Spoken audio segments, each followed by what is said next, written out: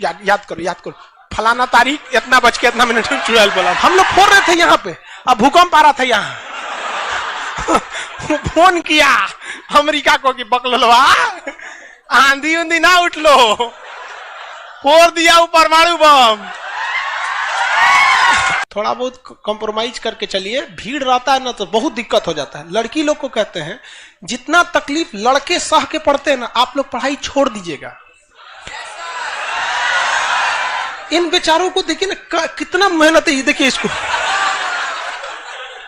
किसी लड़की को हम बोल देंगे काला सांड या मंगरेला तो कल से क्लास छोड़ देगी, कोई ठीक नहीं, जाके FIR लिखवा देगी। ये बेचारों को झोरते रहते हैं, डांटते रहते हैं, जमीन पे बैठा रहता है, लसराया रहता है, इसे हाँ, लड़कों का दिल एक्चुअली होता ही नहीं है ऐसा। हम तो अपने को भी बोल देते हैं मंगरेला। लड़के किसी चीज को न सुनते ऐसे निकाल देते हैं, मतलब वो खराब चीज को सुनेगा सब निकाल देगा सर। लड़की उल्टा होता है, वो बढ़िया का चीज निकाल देती है। हाँ, खराब का डाउनलोड कर लेती है सर। उसको कह दीजिएगा चुड़ैल, और वो डाउनलोड कर लेंगे एकदम। याद करो फलाना तारीख इतना बज के इतना मिनट में चुड़ैल बोला था। चलो डिस्टर्ब नहीं, चलिए याद देखिए। ये नहर का नाम बता सकते हैं? इंदिरा गांधी नहर। दुनिया की सबसे लंबी सिंचाई नहर इंदिरा गांधी ने। दुनिया की सबसे लंबी नहर भी तो इंदिरा गांधी। 1974 में इंदिरा गांधी ने डिसाइड किया कि हमें क्या बनाना है, परमाणु बम बनाना है। कब डिसाइड किया इन्होंने? 1974 में।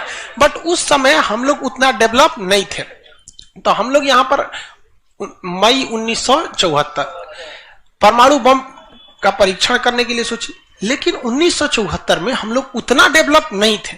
1974 में हम लोग के यहाँ मोटरसाइकिल नहीं थी बढ़िया, राजदूत उष्टू टाइप का थी सब। वहां फ्रीडम तो इधर आया है यार, 1974 में फ्रीडम कहाँ था? यमहा वगैरह था। यहाँ पर इन्होंने पोखरण में परमाणु परीक्षण किया, लेकिन गलती से वो उतना सक्सेस नहीं हुआ जितना होना चाहिए था।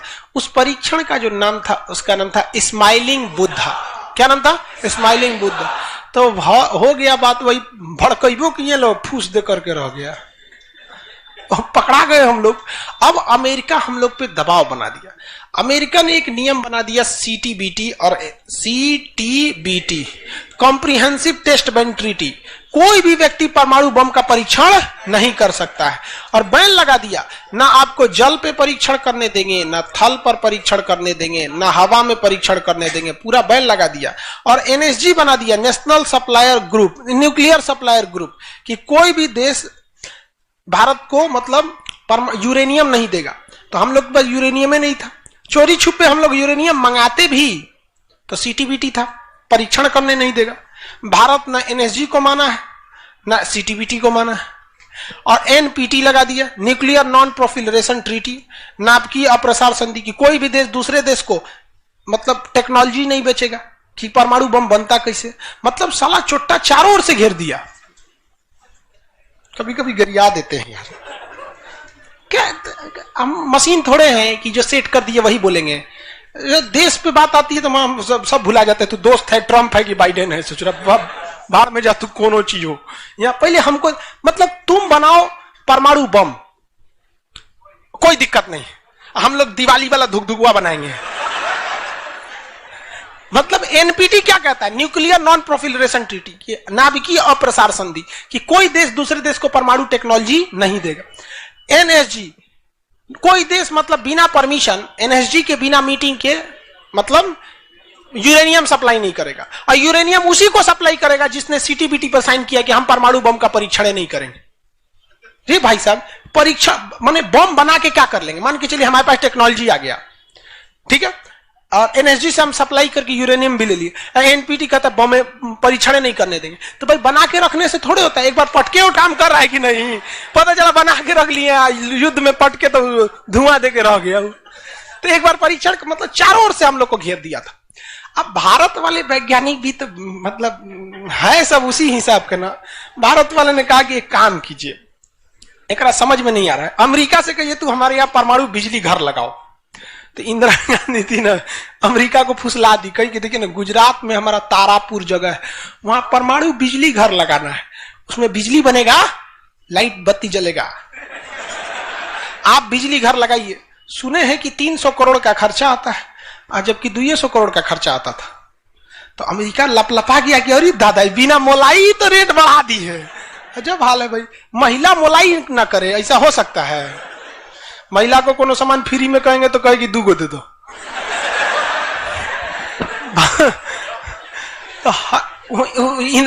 अमेरिका ने सहयोग कर दिया, हाँ हाँ हम पूरा परमाणु बिजली घर बना देंगे, बिजली बनेगा आपके यहाँ, भुक भुक वाला लाइट जलेगा एकदम।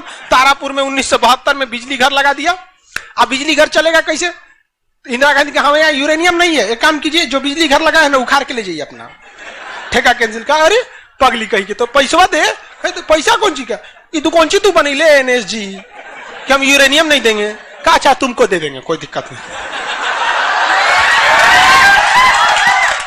अब वो यूरेनियम लिया था हमें बिजली घर में भड़काने के लिए। अरे भैया तू ले आओ ना, हम लोग ने डिसाइड करेंगे इसको भड़काना किधर है। इधर आया 1972 में तारापुर में, उधर तैयारी चल रही थी 1974 में। हम लोग ने उसमें से निकाल के इसमें भड़का दिया। बाद में पता चला गलती हो गया, अमेरिका होशियार निकला, जो यूरेनियम बिजली घर में लगता है वो 20% इनरिच रहता है, अब परमाणु बम में 80% इनरिच चाहिए होता है। हमसे गलती हो गया ससुरा, जातो गया भातो ना मिला, भड़काइयो दिए बदनामो हो गए लोग, सब सतर्क हो गया, सब हरक गया, सब देहात में बोला जाता है ना हरक गया सब। ले भाई हम लोग को पता नहीं था, हम लोग कच्चे मसाला पे भड़का दिए थे लोग। अब क्या हो, इस सब 75 को नियम लगा दिया, हम लोग को कोई देता ही नहीं था। तो बस अब भारत में वैज्ञानिक, इंदिरा गांधी ने प्रोग्राम को कैंसिल नहीं किया, कहा कि बनाइए। अब भारत में धीरे धीरे आगे गए, एक से एक वैज्ञानिक मिल गए सब। उसमें एक चिदम्बरम थे बहुत मशहूर वैज्ञानिक, और उसके बाद मिल गए हमारे APJ अब्दुल कलाम, सोने पे सुहागा। इन्होंने परमाणु बम बनाने की पूरी तैयारी कर ली। अब तब तक लेकिन कोई भी प्रधानमंत्री डरे उन लोग को खुली छूटे नहीं देता था कि परमाणु भड़काइए, क्योंकि अगर फूस हो गया, देखिए भड़क के सक्सेस हो गया तो किसी के बाप की औकात नहीं फिर कुछ बोले, भड़का दीजिए उसको, उसके बाद कौन सी बोलता है, ले आओ रे ले आओ, तो कौन सी है नहीं। लेकिन अगर भड़काए और फूस कर गया तब तो पिटा जाएंगे। जापान पर परमाणु बम मार दिया था अमेरिका, जापान चुपचाप देख लिया था। जापान के पास परमाणु बम रहता ना, अरे बाप रे बाप, उनको तो दिखाया रहता, जापान मारा रहता ना जिसका कोई हद नहीं, मजबूरी हो गई थी। तो भारत के सामने यही रास्ता था कि भैया अगर भड़का दिए और अगर सक्सेस नहीं हुआ तो इस बार माफी मिलने वाला नहीं है, क्योंकि 1974 में एक बार माफ कर दिया था। लेकिन अटल बिहारी वाजपेयी का जब नेतृत्व आया प्रधानमंत्री का, तो अटल बिहारी वाजपेयी ने कह दिया था भैया कुछ भी हो जाए, कुछ भी हो जाए, हमारा देश रहना चाहिए। आज के नेता रियलिटी बताते हैं। अटल, हम और आप उस पीढ़ी में से हैं जिन्होंने एक साथ 2 महापुरुष को अपने देश में देखा, राष्ट्रपति के रूप में APJ अब्दुल कलाम और प्रधानमंत्री के रूप में अटल बिहारी वाजपेयी। और यह सौभाग्य पृथ्वी पर अब किसी को नहीं मिलने वाला है, क्योंकि ये ऐसे लोग थे जिनका अपना परिवार बाल बच्चा कुछ नहीं, देश ही समझा मतलब देश है, मतलब देश है यहाँ पे, और कुछ नहीं। यहाँ पे गलवान में चीन घुसा है ना, छोटा अटल बिहारी वाजपेयी रहते तो बता रहे, तो दिखने में बुढ़ा थे अटल बिहारी वाजपेयी। यहाँ पे बड़े बड़े जवान लोग का छक्का छुड़ा देते थे बॉर्डर पे। उन्होंने खुला छूट दिया APJ अब्दुल कलाम को, कहा कि आपको हमारे परमिशन की जरूरत ही नहीं है, आपको जो करना है करिए, हमको नहीं, हमको बस परमाणु बम चाहिए, हमारी सरकार रहे चाहे सरकार गिर जाए। और रियलिटी में है, भारत में अटल बिहारी वाजपेयी अगर परमाणु परीक्षण न करते तो भारत पर अमेरिका सैंक्शन नहीं लगाया रहता और अटल बिहारी वाजपेयी की सरकार नहीं गिर जाती। लेकिन अगर वो अपनी सरकार को सोचते तो कोई भी शिक्षक मंच पर खड़ा होकर किसी प्रधानमंत्री का खुलेआम तारीफ नहीं कर सकता, वरना कितने प्रधानमंत्री आए कितने गए किसी के लिए शब्द नहीं निकलता है। तो इतिहास हमेशा याद रखिएगा, आपको न्यौछावर करना पड़ेगा। यहाँ पर ऐसे चमचागिरी करने से किसी का नाम लेता आदमी, लेकिन विरोधी भी जिनका नाम लेते हैं ऐसे महापुरुष थे अटल बिहारी वाजपेयी, APJ अब्दुल कलाम। कोई है जो गिरियाएगा? हाँ, उसे जो अपने बेचारा शर्मा जाएगा, किसको बोल रहे। उन्होंने खुला छूट दिया और कहा कि जो करना है करिए। APJ अब्दुल कलाम कहे ठीक है, लेकिन अमेरिका को पता चल गया कि सोचा APJ अब्दुल कलाम चल गया वहां, ये पक्का सफल कर देगा, तो उसने उसके ऊपर ना सैटेलाइट छोड़ दिया, अमेरिका से सैटेलाइट छोड़ा और भारत के ऊपर निगरानी करने के लिए। अब यही गलती कर दिया अमेरिका ससुरा। APJ अब्दुल कलाम को फुसलाने के लिए नासा बुलाया, आइए ना, आइए नासा आइए। तो APJ अब्दुल कलाम चल गए और कहा कि देखिए देखिए कितना बड़ा बड़ा मशीन है नासा में, ऐसा ना इंडिया में है, टूटल फूटल स्टेपलाइजर रख ले रहता है, स्टेपलाइजर का नट उठ जाता है तो पिलास से दाब के करता है। कहा वहां वैज्ञानिक बने, यहाँ आइए हम आपको नासा का हेड बना देंगे। यहाँ पर कहे कि ठीक है, हम नासा का हेड, हम क्या करेंगे, हमारा कौन है, ना बाल बच्चा ना कुछ, एक को चीज है मेरे लिए, मेरा दुनिया में कुछ नहीं है, केवल और केवल मेरी भारत मां है, आप वो भी छीन लेंगे हमसे, ऐसा थोड़े हो सकता है। उन्होंने कहा नहीं, और यहीं से थोड़ा उससे गलती हो गया। वहीं पर उन्होंने देख लिया था कि अमेरिका ने भारत के ऊपर क्या लगा रखा है, सैटेलाइट मॉनिटरिंग के लिए, और वहां पे उसने अमेरिका की सबसे बड़ी गलती हो गई। यहां आने के बाद उन्होंने बता दिया, देख भैया हम जो काम कर रहे हैं ना, सारा अमेरिका क्या कर रहा है, सैटेलाइट से देख रहा है। तो सब वैज्ञानिक का असर ले, भड़काने से पहले तैयारी करना पड़ता है 1.5-2 महीना की, अब क्या किया जाए। तो कहे कि देखो भाई, इस अमेरिका के जो सैटेलाइट जाता है ना, दोबारा घूम के आने में ना लगभग 1-1.5 घंटा का गैप हो जाता है, इसी बीच में जो करना है करो। कहा कि 1.5 घंटा में कौन सी करेंगे। तो अटल बिहारी वाजपेयी ने खुला छूट दिया था किसको, एपीजे अब्दुल कलाम। एपीजे अब्दुल कलाम ने कह दिया ना कि एक काम कीजिए, ऐलान कर दीजिए कि यहां मिलिट्री एक्सरसाइज होने जा रहा है, सेना यहां युद्ध अभ्यास करेगी, कैसे युद्ध लिया जाता है, एकदम ओरिजिनल युद्ध का मैदान। अब युद्ध में कहीं घर बन रहा है तो कोई पूछ रहा है काहे लिए बन रहा है, तो इसी पे जब बम मार के प्रैक्टिस करेंगे। घर नहीं बन रहा था, वो इसलिए बन रहा था कि परमाणु बम कितना खतरनाक होगा। लोगों को लगा कि फौज इस पे मार के देखेगी कितना तबाही मचा रहा है। भाई साहब बकलोल, वो तैयारी अब्दुल कलाम ने करवा रहे थे कि जब फोड़ेंगे तो देखेंगे कि घरवा उधिया रहा है कि नहीं। तो लोगों को लगा हम मिलिट्री एक्सरसाइज कर रही है, सब चीज काम हो गया। लेकिन अमेरिका को कहीं ना कहीं भनक लग गया, क्योंकि हर घर में सतयुग से कलयुग तक साले विभीषण हर जगह मिलते हैं। भारत में कोनो जाके कह दिया वहां पर, तो भनक लग गया। तो अमेरिका ने उस सैटेलाइट की टाइमिंग घटा दी।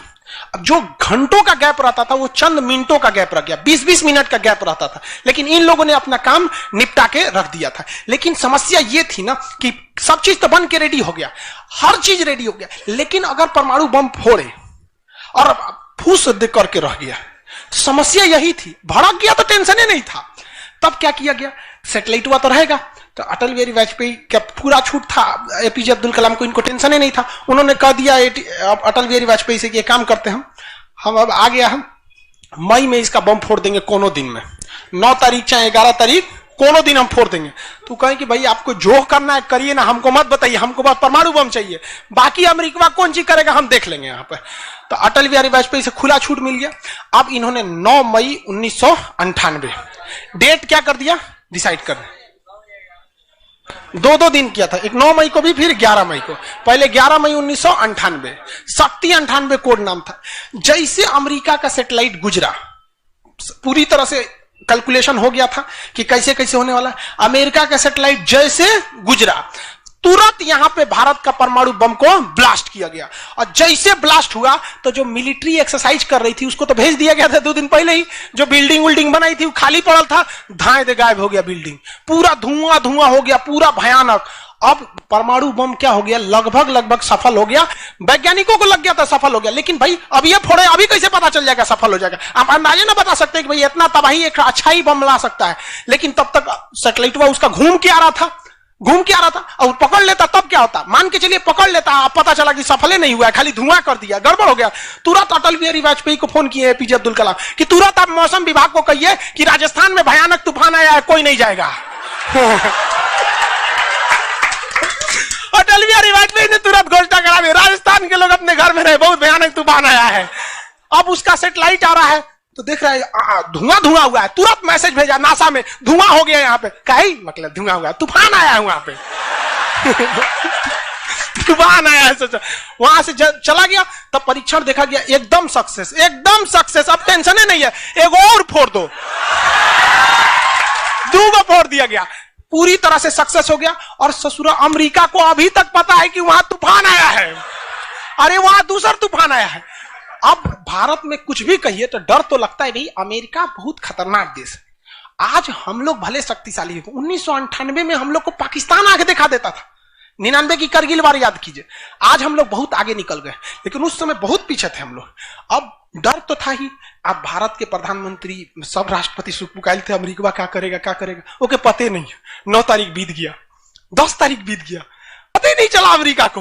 अटल बिहारी वाजपेयी अब्दुल कलाम से पूछे कि महाराज तो सोचा कुछ सुख ये नहीं रहा, तो ओकरा पते ना चल।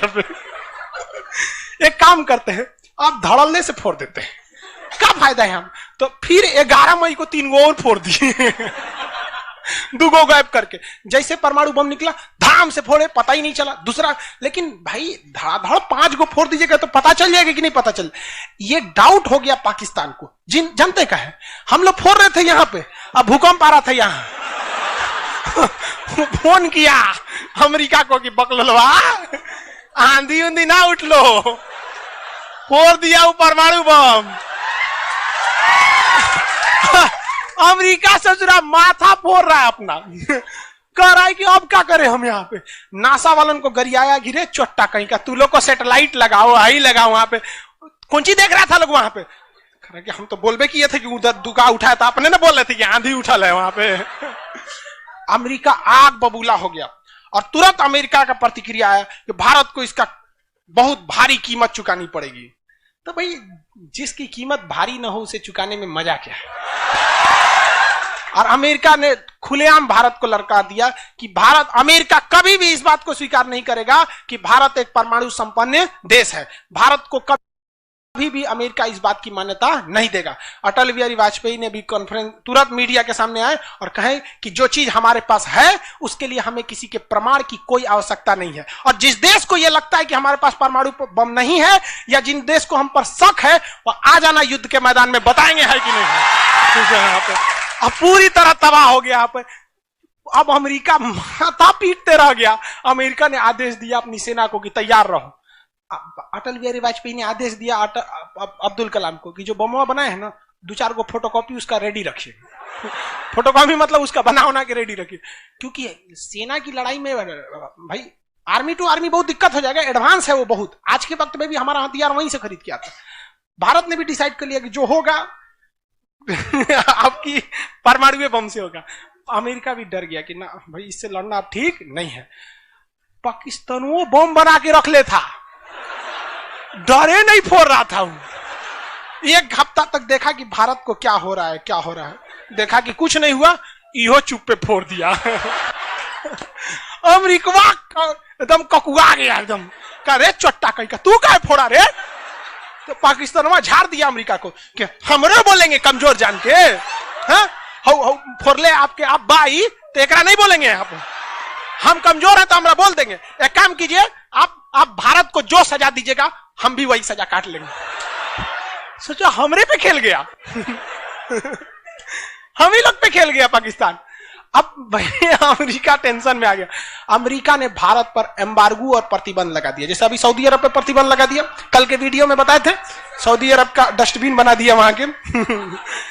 तो वहां पर अमेरिका ने भारत पर प्रतिबंध लगा दिया। कोई देश भारत से सामान नहीं खरीदेगा। जो जो चीज जरूरत की थी सब चीज पर बैन लगा दिया। भारत की अर्थव्यवस्था डूब गई, पाकिस्तान की भी अर्थव्यवस्था डूब गई, लेकिन भारत को बचा लिया भारत के 55 लाख कुशल कारीगर जो विदेशों में काम करते हैं। आप प्रतिबंध लगाइएगा भी तो पूरी दुनिया का कारखाने ठप हो जाएंगे, क्योंकि हर जगह भारत के वहां वर्कर काम करते हैं। और अमेरिका या सीबीएसई वाले जो वर्कर होते हैं वो स्पेशलिस्ट होते हैं। पेंट मारता है तो पेंटे मारेगा। भारत का मिस्त्री मल्टी टैलेंटेड होता है। पेंट मार रहा है उसको एक काटी ठोक दो तो बिजली वाला काम कर दे, तो हाँ तार और घींच देते हैं।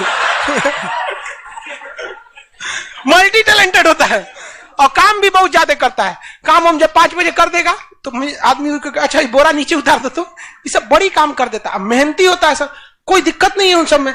खाना नहीं भी है तो कोई दिक्कत नहीं, निकालेगा तो खाई नहीं है चालू। तो पूरी दुनिया से भारत को पैसे आ रहे थे। पूरी दुनिया भारत में क्या, भारत के हजारों वर्कर लाखों काम कर रहे थे, भारत में पैसा आ रहा था। तो हमारी अर्थव्यवस्था पे उतना भयानक प्रभाव नहीं पड़ा, लेकिन पाकिस्तान की अर्थव्यवस्था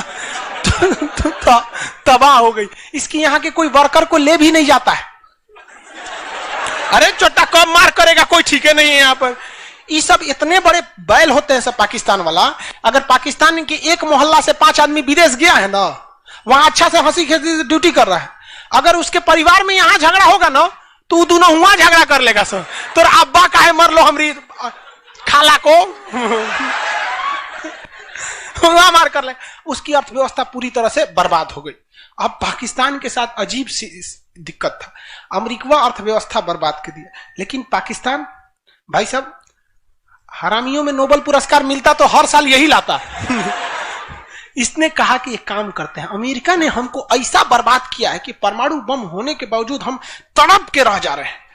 हम भी अमेरिका को तड़पाएंगे। यह कहता है ना कि हम किसी से खरीद नहीं सकते हैं, व्यापार नहीं कर सकते, एक काम कर बेचते हैं।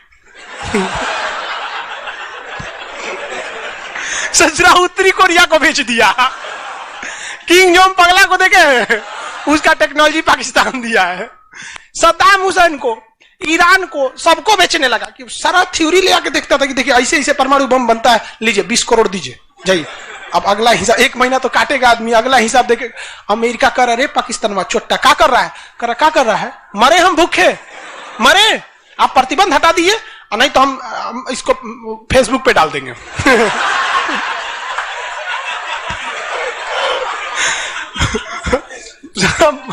अमेरिका पगला गया, अमेरिका प्रतिबंध हटाया। इस बार फायदा उठा लिया भारत, कहा ओकरा हटाया तो हमरो प्रतिबंध हटाओ। समझ आ गया कि देगा। तो गलती से भी अगर हम लोग जब भी एक दूसरे का अंतर्राष्ट्रीय मंच पर साथ दिए हैं ना, तो दोनों को फायदा हुआ है। लेकिन ये चोट्टा उसको समझ में नहीं आता है। अभी भी अगर वो शांति से रहेगा ना तो बहुत आगे जाएगा, और अशांति से रहेगा तो एकदम में आगे चल जाएगा। परमाणु परीक्षण समझ में आ गया? किसी कोई दिक्कत कहां होता है? पोखरण में। आज भारत परमाणु संपन्न है या नहीं है? परमाणु की आवश्यकता है नहीं। अब अमेरिका केस कर दिया भारत पर, कहा कि आपने न्यूक्लियर प्रसार संधि तोड़ा है। भारत ने कहा हम नहीं तोड़े, हमने किसी से संधि मंगाया ही नहीं है, हमारे खुद के वैज्ञानिकों ने खुद बनाया है। और ये बात खूब एपीजे अब्दुल कलाम ने बोला था। कौन सी बोलता है चुराए हम बनीले, बताए कैसे बनता है। कहा कि अच्छा ठीक है ये नहीं है, लेकिन आपने यूरेनियम तो चोरी से मंगाया। कहा चुप, चोट्टा कहीं का चोरी से मंगाया। हमारे केरल में यूरेनियम निकलता है, जादूगोड़ा की खान झारखंड से निकलता है, उसी से हम बनाए। हम किसी से भीख नहीं मांगे हैं, हम हिंदुस्तानी हैं लोग, यहाँ पे भीख में तो हमें कुछ भी नहीं चाहिए। तो एनएसजी कहा कि अभी तब कहा अब कौन सी पे मुकदमा ठोके, तब इस पे ठोक दिया भारत पे। आपने परमाणु परीक्षण किया क्यों है? भारत ने ये मुकदमा जीत लिया। जानते हैं कैसे? कहा कि कैसे, हमने तो कोई नियम नहीं तोड़े हैं। सीटीबीटी कहता है आप पानी में नहीं फोड़ सकते हैं, जमीन पे नहीं फोड़ सकते हैं, हवा में नहीं फोड़ सकते, हम जमीन के अंदर फोड़े हैं। भारत ने कहा फोड़ा था? जमीन के अंदर। तो भारत को उस समय हर चीज साथ दिया था, बुद्धि, विवेक, बल, शक्ति सब रहना चाहिए, तब आप जीत सकते हैं। ऐसा नहीं कि परमाणु बम ले लेने से आपको जीत जाएंगे। कब कैसा सिचुएशन था, आंधी आया है, परमाणु बम फूट गया, तो हर चीज बहुत कांड हुआ यहाँ पे। बाद में अमेरिका को समझ में आ गया कि नहीं हो सकता है, अब भारत को नांग नहीं सकते। वो गया जमाना जब हमारे ऊपर किसी का शासन हुआ करता था। आज भी भारत में बस जाति पात खत्म हो जाए, ऊंच नीच पे लड़ना खत्म हो जाए, और Congress BJP high party how party मतलब नेतागिरी खत्म हो जाए, तो सोचिए ना हमारे पास कमी किस चीज की है कि नहीं? नेतागिरी तो सॉल्व हो सकता है। यूपीएससी का एग्जाम कंपलसरी कर दीजिए नेता बनने के लिए। काम खत्म, तुरंत खत्म हो जाएगा काम। आप इसको समझ में आ गया कि नहीं? लाइव वाले सब लोग समझ में आ गया? अब